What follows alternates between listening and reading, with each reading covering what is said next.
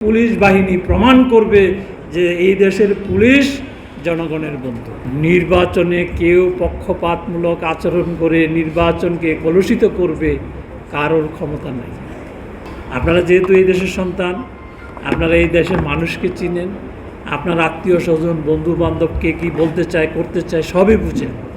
সুতরাং যদি মনের ভিতরে যদি পরিষ্কার আমরা চিন্তাভাবনা থাকে এবং যদি সাহস থাকে, নির্বাচনে কেউ পক্ষপাতমূলক আচরণ করে নির্বাচনকে কলুষিত করবে কারোর ক্ষমতা নাই। নিরাপত্তা পুলিশের মূল কাজটি হচ্ছে, যদি বলেন যে আমার কাজটা কি, আপনার কাজটি হলো, আমার কাজটি হলো ভোট সেন্টারকে নিরাপত্তা দেওয়া। এই নিরাপত্তা দেওয়ার প্রয়োজনে যেটি বলেছেন, আপনার এরিয়া 400 গজ, এই 400 গজের ভিতরে কে কীভাবে আনাগোনা করছেন, সেটা প্রার্থী হোক, প্রার্থীর এজেন্ট হোক, বা অন্য কোনো সমর্থক হোক, সমর্থক গোষ্ঠী হোক, যেই হোক, তাকে আগে থেকেই আপনাকে ওয়াচ করতে হবে। আর আপনি যেই সেন্টারের ইনচার্জ হিসাবে দায়িত্ব পালন করবেন, আগে থেকেই আপনি চৌকিদার দফেদার বা অন্যান্য ক্রস চেক করবেন এই সেন্টারের আশেপাশে ক্রিমিনাল কারা কারা আছে, কাকে দিয়া সমস্যা হতে পারে, সেই জিনিসগুলো আপনি মাথায় রাখবেন।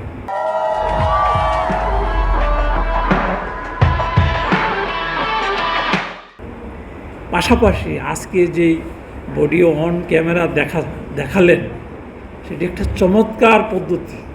এগুলো নিয়ে আমাদের নির্বাচন কমিশনের সাথে, প্রধান নির্বাচন কমিশনারের সাথে, আপনাদের কি বলে যে উপদেষ্টা সহ, তারপরে আইজি সাহেব সহ রেগুলার মিটিং হচ্ছে। আপনাদের যে এই মডিউল আমরা পেয়ে গেছি আরও অনেক আগে। কীভাবে একটা ভোট কেন্দ্রকে ম্যানেজ করতে হবে, সেখানে পুলিশের কী দায়িত্ব, কিভাবে আইন শৃঙ্খলা রক্ষা করতে হবে, আপনারা হয়তো বা বাই দিস টাইম ভিডিওতে দেখেছেন, আমরাও দেখেছি। অত্যন্ত চমৎকার। আপনাদের আইজি সাহেবকে কমিশনের পক্ষ থেকে আজকের এই আপনাদের মাধ্যমে ধন্যবাদ এবং কৃতজ্ঞতা জানাচ্ছি।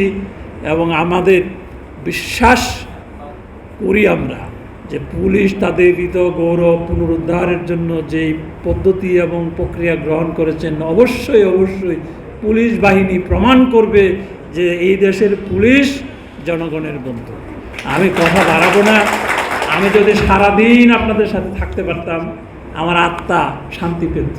কিন্তু আজকে আমাদের আরও একটা বড় মিটিং রয়েছে, সেজন্য আপনাদের কাছ থেকে বিদায় নিচ্ছি।